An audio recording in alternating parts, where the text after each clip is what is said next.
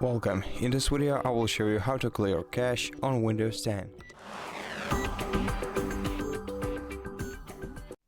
First, open the Start menu, then go to Settings.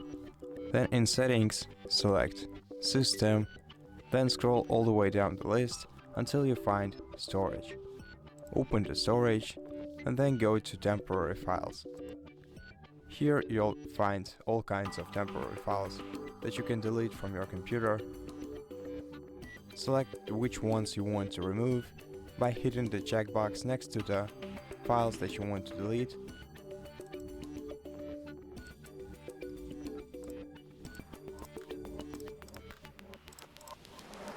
And once you're ready, click Remove Files. Once the cleanup is finished, you will see a message like this. And that's how you clean cache on Windows 10. Thank you for watching this video. If you liked it, consider subscribing to our channel, leave us a like and a comment below, and I'll see you in the next one.